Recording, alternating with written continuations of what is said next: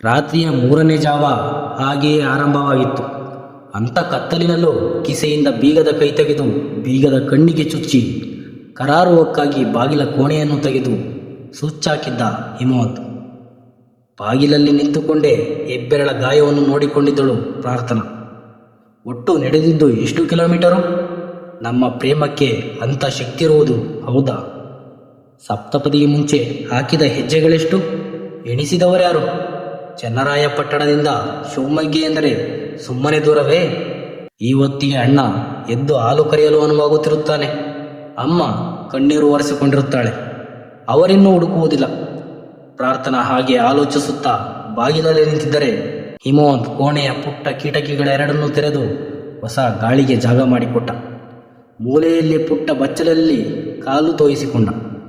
ಅವಸರವಾಗಿ pant ಬದಲಿಸಿ ಬಣ್ಣದ್ದೊಂದು ಲುಂಗಿಯನ್ನುಟ್ಟು cooker ಗಾಲಿನಲ್ಲೇ ಕುಳಿತು ಸದ್ದಿಲ್ಲದೆ ಉರಿಯುವ ಸ್ಟವ್ ಹಚ್ಚಿ ಅಲ್ಯೂಮಿನಿಯಂ ತಪ್ಪಲಿ ಒಂದರಲ್ಲಿ ನೀರು ಕಾಯಲು ಇಟ್ಟ. ಅದೇಕೋ ಪ್ರಾರ್ಥನಾ ಬಾಗಿಲಲ್ಲಿ ನಿಂತವಳು ಒಂದು ಕ್ಷಣದ ಮಟ್ಟಿಗೆ ಗೊಂದಲಕ್ಕೆ ಬಿದ್ದವಳಂತೆ ನಿಂತಲ್ಲೇ ಹರಿದಾಡಿದ್ದಳು. ಬಾ ಒಳಕ್ಕೆ. ಇವತ್ತಿನಿಂದ ಈ ಅಪರಾತ್ರಿಯ ನಿಮಿಷದಿಂದಲೇ ನಾವು ಹೊಸ ಬದುಕು ಕಟ್ಟಿಕೊಳ್ಳಬೇಕು ಪ್ರಾರ್ಥನಾ. ಇದೇ ಪುಟ್ಟ ಕೋಣೆಯಿಂದ. ಸ್ಟೋವಿನ ಮೇಲೆ ನೀರಿಟ್ಟು ಎದ್ದು ನಿಂತಿದ್ದ ಹಿಮವಂತ್. ಯಾವ ದೇವತೆಗಳು ತಥಾಸ್ತು ಅಂದರು. ಎಡಗಾಲು ಇಟ್ಟೇ ಬಿಟ್ಟೆ ಅನಿಸಿತ್ತು. ಪ್ರಾರ್ಥನಾ ತೊದಲಿದ್ದಳು. ಬಲಗಾಲಿನ ಹೆಬ್ಬೆರಳು ಚುಳ್ಳೆಂದಿತ್ತು. ಕೋಣೆಯೊಳಕ್ಕೆ ಮೊದಲ ಬಾರಿಗೆ ಬಂದವಳು ಬಲಗಾಲಿಟ್ಟು ಬರಬೇಕಿತ್ತ? ಶಕುನ ಸರಿಯಾಗಿಲ್ಲವ? ನಗುತ್ತಿದ್ದ ಹಿಮವಂತ್. ಅದು ಬಲಗಾಲಿನ ಜೊತೆಯಲ್ಲೇ ಹುಟ್ಟಿದೆ. ಅಶುಭ ಅನ್ನೋದಾದರೆ ಫೋಟೋದಲ್ಲಿನ ಭಗವಂತನಿಗೆ ಎಡಗಾಲು ಇರಲೇಬಾರದಾಗಿತ್ತು. ತೆಪ್ಪಗೆ ಅಲ್ಲಿರೋ ಕುರ್ಚಿ ಬಿಚ್ಕೊಂಡು ಕೂತ್ಕೋ. ಬಲಗಾಲು ಗಾಯ ಮಾಡಿಕೊಂಡಿದೆ, ಅದಕ್ಕೆ ಮುದ್ದು ಮಾಡ್ತೀನಿ. ಕೊಂಚ ರಿಲ್ಯಾಕ್ಸ್ ಆಗು. ಮೊದಲು ಚುರು ಉರಿಯುತ್ತೆ, ಆಮೇಲೆ ಹಿತ ಅನ್ನಿಸುತ್ತೆ. ಹೀಗಿಡು ಕಾಲು. ನೀರು ತುಂಬ ಬಿಸಿಯಾಗೇನಿಲ್ಲ, ಉಗುರು ಬೆಚ್ಚಗೆ ಅಂತಾರಲ್ಲ ಹಾಗೆ. ಪೆಟ್ಟು ಮಾಡಿಕೊಂಡಿರೋದು ಉಗುರೇ ಅಲ್ಲವೇ? 2 ಹನಿ ಡೆಟಾಲು ಹಾಕಿ ಬ್ಯಾಂಡೇಜು ಸುತ್ತಿದರೆ ಗಾಯ ಒಳಗೆ ಮುದಿಬಿಡುತ್ತದೆ. 5ನೇ ದಿನ ಬಿಚ್ಚಿ ನೋಡಿದರೆ ಕೀವು. ಆರಾಮಾಗಿ ಕಾಲಿಡು. ಬಕೀಟಿನಲ್ಲಿ ಕಾಲು ಮುಳುಗಿಸಿ ಕೂತುಕೊಂಡರೆ ಆ ಹಿತವೇ ಬೇರೆ. ಹೊರಗಡೆ ಪ್ರಾಣ ಹೋಗುವಷ್ಟು ಚಳಿಯಿದೆ ಅನ್ನುತ್ತಾ ಎದ್ದು ಹೋಗಿ ಬಾಗಿಲು ಮುಂದೆ ಮಾಡಿದ್ದ. ಕಾಂಪೌಂಡಿನಾಚೆಗೆ ನಿಶ್ಚಲವಾಗಿ ಮರದಡಿಯ ಕತ್ತಲಲ್ಲಿ ಆತನಕ ನಿಂತಿದ್ದ ರಸೂಲ್ ಜಮಾದಾರ ಕದಲಿದ್ದು ಕಾಣಿಸಿತು. ಆಮೇಲೆ ಕದಲಿದ್ದು ಅವನ ಹಳೆಯ ಸೈಕಲ್. ಕಡೆಗೆ ಕೇಳಿಸಿದ್ದು ಅವನದ್ದೊಂದು ಸಮಾಧಾನದ ನಿಟ್ಟುಸಿರು. ಹಿಮವಂತ್ ಅವಳ ಪಾದಗಳೆರಡನ್ನೂ ತೋಯಿಸಿದ್ದ. ಹೆಬ್ಬೆರಳು ಡೆಟಾಲು ನುಂಗಿ ಸಣ್ಣಗೆ ಕಿರಿಚಿಕೊಂಡು ಆಮೇಲೆ ಸುಮ್ಮನಾಗಿತ್ತು. ಬಕೆಟಿನಲ್ಲಿ ಮುಳುಗಿದ್ದ ಅವಳ ಪಾದಗಳೆರಡನ್ನೂ ಹಿತವಾಗಿ ತೊಳೆದಿದ್ದ. ಉಗುರು ಬೆಚ್ಚಗಿನ ನೀರಿನಲ್ಲಿ ಎದ್ದಿ ಅವಳ ಕಾಲ್ಬೆರಳುಗಳನ್ನು ತುಂಬ ಮೃದುವಾಗಿ ಒತ್ತಿದ್ದ. ಆಮೇಲೆ ಹಿಮ್ಮಡಿ, ನಂತರ ಇಡೀ ಪಾದ, ಆ ನಂತರ ಕಾಲಿನ ಕಂಬ. ಮೀನಿನ ಕಂಡಕ್ಕೆ ಬರುವ ಹೊತ್ತಿಗೆ ಪ್ರಾರ್ಥನಾ ಸಂಕೋಚದ ಮುದ್ದೆ ಆಗಿದ್ದಳು. ಕುಳಿತ ಕುರ್ಚಿಯಲ್ಲೇ ಅಲೆದಾಡಿದ್ದಳು. ಹಿಮವಂತ್ ಅದಾವುದನ್ನು ಗಮನಿಸಲೇ ಇಲ್ಲ. ಎಳೆಯ ಮಗುವನ್ನು ಕೂರಿಸಿ ಎಣ್ಣೆ ನೀರು ಹಾಕಿದಂತೆ ನಿರಾಳವಾಗಿದ್ದ, ನಿಷ್ಕಲ್ಮಶವಾಗಿದ್ದ. ಪ್ರಾರ್ಥನಳಿಗೆ ಯಾವುದನ್ನು ಹೇಳಿಕೊಡಬೇಕಾಗಿರಲಿಲ್ಲ. ಹೆಣ್ಣು ಜನ್ಮಕ್ಕೆ ಅದೊಂದು ಹುಟ್ಟಿನಿಂದಲೇ ಬಂದ ವಿದ್ಯೆ.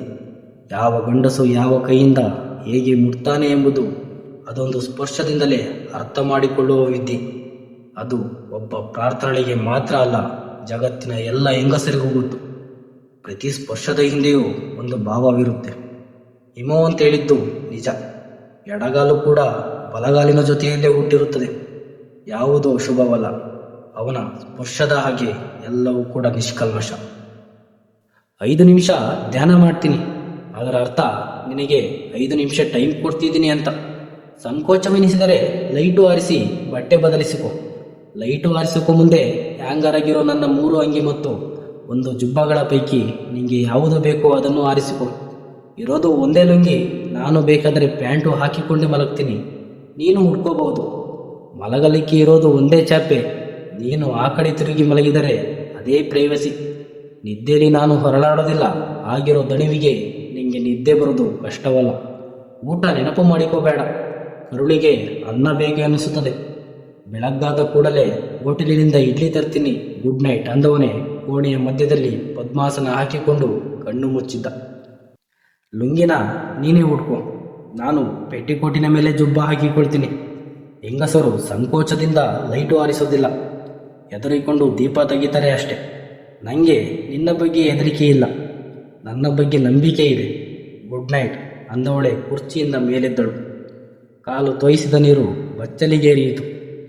ಅವನು ಬೆನ್ನು ನೀಡಿದ್ದಾಗಿಸಿಕೊಂಡು ನೆಲದೊಳಗಿನಿಂದ ಉದ್ಭವವಾಗಿದ್ದಾನೇನೋ ಎಂಬಂತೆ ಸ್ಥಿರವಾಗಿ ಕುಳಿತು ಮುಚ್ಚಿದ ಕಣ್ಣುಗಳ ಹಿಂದೆ ಧ್ಯಾನದ ದೀಪ ಬೆಳಗಿಸುತ್ತಿದ್ದರೆ ಪ್ರಾರ್ಥನಾ ಅದೇ ದೀಪದ ಬೆಳಕಿನಲ್ಲಿ ಸಂಕೋಚವಿಲ್ಲದೆ ಬಟ್ಟೆ ಬದಲಿಸಿದ್ದಳು. ಬಿಳಿ ಪೇಟಿಕೋಟಿನ ಮೇಲೆ ಕಡು ಹಸುರಿ ಬಣ್ಣದ ಹೊರಟು ಕದ್ದರು ಜುಬ್ಬ. ತೋಳುಗಳು ತೀರ ಉದ್ದ ಅನಿಸಿದಾಗ ಒಳಕೈ ಕಡೆಗೆ ಮಡಿಚಿಕೊಂಡಳು. ಹೆಬ್ಬೆರಳ ಉರಿ ಕಡಿಮೆಯಾಗಿತ್ತು. ಪಾದಗಳು ತುಂಬ ಮೃದುವಾಗಿದ್ದವು. 5 ನಿಮಿಷದಲ್ಲಿ ಎಂಥ ಕಂಫರ್ಟ್ ಕೊಟ್ಟ ಹಿಮವಂತ್. ಹಾಸಿದ ಚಾಪೆಯ ಮೇಲೆ ಸ್ವಲ್ಪ ಹೊತ್ತು ಸುಮ್ಮನೆ ಕುಳಿತಿದ್ದಳು ಪ್ರಾರ್ಥನಾ. ಅವಳ ಕಣ್ಣಲ್ಲಿ ನಿದ್ದೆ ಸುರಿತಾಯಿತ್ತು. ಅವಳ ಸೌಂದರ್ಯಕ್ಕೆ ಆ ಅಪರಾತ್ರಿಯೂ ಕೂಡ ಬೆರಗಾದಂತಿತ್ತು. ಹಚ್ಚಿಟ್ಟ ದೀಪಕ್ಕೆ ಹಾಲು ಬೆರೆಸಿದಂತಹ ಬಣ್ಣ. ತನಗಿರುವ ಶ್ರದ್ಧೆಯನ್ನೆಲ್ಲ ಬಳಸಿ ಅವಳ ರೂಪ ತಿದ್ದಿರಬೇಕು ಭಗವಂತ. ಪ್ರಾರ್ಥನಳ ಕಣ್ಣಲ್ಲಿದ್ದದ್ದು ಸಾತ್ವಿಕ ಚೆಲುವು. ನಕ್ಕರೆ ಅದೆಂಥದ್ದೋ ಒಂದು ಸೌಮ್ಯ ಕಳೆ. ಒಂದು ಕೆನ್ನೆಯ ಮೇಲೆ ಮಾತ್ರ ಗುಳಿ ನುಗ್ಗುತ್ತದೆ. ಮುಂದಲೆಯಲ್ಲಿ ಸುಡುದಿರುಗಿದ ಮೀನಾಕಾರಗಳಂತಹ ದಟ್ಟ ಗೊಂಗರು ಕೂದಲು. ಅವಳ ಉಬ್ಬುಗಳಲ್ಲಿ ಒಂದು ಕಾನ್ಫಿಡೆನ್ಸು ಸರಿದಾಡುತ್ತಿತ್ತು. ಕೆಳ ತುಟಿಗೆ ಮುತ್ತಿಟ್ಟುಕೊಂಡಂತಿರುವ ಪುಟ್ಟ ಮಚ್ಚೆಯಲ್ಲಿ ಅದೆಂಥದ್ದೋ ಒಂದು ಅಂದ, ಅಮಾಯಕತೆ. ಹಿಮೋಂತ್ ಇಷ್ಟಪಟ್ಟಿದ್ದೇ ಅದನ್ನು. ಪಕ್ವಗೊಂಡ ವ್ಯಕ್ತಿತ್ವದ ಹುಡುಗಿಯರಲ್ಲಿ ಈ ಅಮಾಯಕತೆ ಸತ್ತು ಹೋಗಿರುತ್ತದೆ. ಬುದ್ಧಿ ಬೆಳೆದ ಸುಂದರಿಯರ ಮುಖದಲ್ಲಿ ತೇಲುವುದು ಅಮಾಯಕತೆ ಅಲ್ಲ, ದಡ್ಡತನ. ಕಾನ್ಫಿಡೆನ್ಸ್ ಮತ್ತು ಅಮಾಯಕತೆಗಳೆರಡು ಬೆರೆತ ಮುಖದಲ್ಲಿ ಮಾತ್ರ ಈ ಚೆಲುವು ನಲಿಸುತ್ತದೆ. ಹಾಗಂತ ಅವನೇ ಹೇಳಿದ್ದ. ಹಾಗಂದುಕೊಳ್ಳುತ್ತಿದ್ದಾಗಲೇ ಅವಳಿಗೆ ನಿದ್ರೆ. ಸುಮ್ಮನಿತ್ತು ಶಿವಮೊಗ್ಗ. ಹಾಗೆ ಚನ್ನರಾಯಪಟ್ಟಣದಿಂದ ಹೊರಟು ಆ ಅಪರಾತ್ರಿಯಲ್ಲಿ 2 ಅಸ್ಪಷ್ಟ ನೆರಳುಗಳು ನಡೆದು ಬಂದು ಶಿವಮೂರ್ತಿ ಸರ್ಕಲಿನ ಸಮೀಪದ ಮಂಡಿ ಮರ್ಚೆಂಟಿನ ಶಾಂತಯ್ಯನವರ ಮನೆಯ ಹಿತ್ತಲಲ್ಲಿದ್ದ ಪುಟ್ಟ ಕೋಣೆಯೊಳಕ್ಕೆ ದಾಖಲಾಗಿದ್ದವು.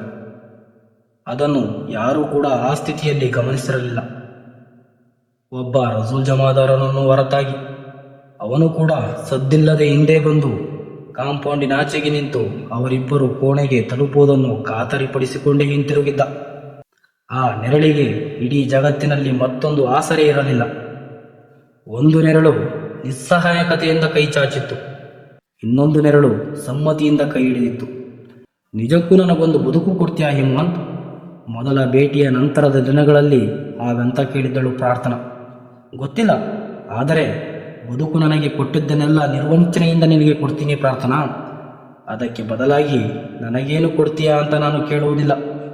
ಏಕೆಂದರೆ ಬದುಕು ಲೇವಾದೇವಿಯಲ್ಲ. ಒಬ್ಬರು ಕೊಡುವಂಥದ್ದು ಅಲ್ಲ, ಇನ್ನೊಬ್ಬರು ತೆಗೆದುಕೊಳ್ಳುವಂಥದ್ದು ಅಲ್ಲ. ಬದುಕು ಕಟ್ಟಿಕೊಳ್ಳುವಂಥದ್ದು. ನಿನ್ನ ಮನೆಯಿಂದ ಬಂದು ಬಿಡು ಪ್ರಾರ್ಥನಾ. ಒಂದು ನರಕ ಅಲ್ಲಿಗೇ ಮುಗಿಯಲಿ. ಚನ್ನರಾಯಪಟ್ಟಣದ ಬಸ್ ಸ್ಟ್ಯಾಂಡಿನಲ್ಲಿ ನಿನಗೋಸ್ಕರ ಕಾದಿರುತ್ತೇನೆ. ಶಿವಮೊಗ್ಗ ತಲುಪಲು 1000 ಬಸ್ಸುಗಳಿರಬಹುದು, 10 ಅಡ್ಡ ರಸ್ತೆಗಳಿರಬಹುದು. ಆದರೆ ನೆನಪಿನಲ್ಲಿ ನಾವು ನಡೆದೇ ಹೋಗಬೇಕು. ರಾಜಬೀದಿಯಲ್ಲೇ ನಡೆಯಬೇಕು. ಚನ್ನರಾಯಪಟ್ಟಣದಿಂದ ಶಿವಮೊಗ್ಗ ತಲುಪುವ ತನಕ ಯಾವ ಕನಸನ್ನು ಬೇಕಾದರೂ ಕಾಣು ಪ್ರಾರ್ಥನಾ. ಆದರೆ ಶಿವಮೊಗ್ಗೆಯ ನನ್ನ ಮನೆಯ ವಸ್ತ್ರೊಳಕ್ಕೆ ಕಾಲಿಟ್ಟ ಕ್ಷಣದಿಂದ ಕನಸು ಮುಗಿಯುತ್ತದೆ, ಬದುಕು ಆರಂಭವಾಗುತ್ತದೆ. ನನ್ನ ಕೋಣೆಗೆ ಬಂದಿರು, ಅದಿನ್ನು ಮೇಲೆ ನಿನ್ನದ್ದು. ನನ್ನ ಬದುಕಿಗೆ ಬಂದಿರು, ಅದಿನ್ನು ಮೇಲೆ ನಮ್ಮಿಬ್ಬರದ್ದು. ಇಷ್ಟಕ್ಕೂ ನೀನೇನಾಗಬೇಕು ನನಗೆ ಗೊತ್ತಿಲ್ಲ.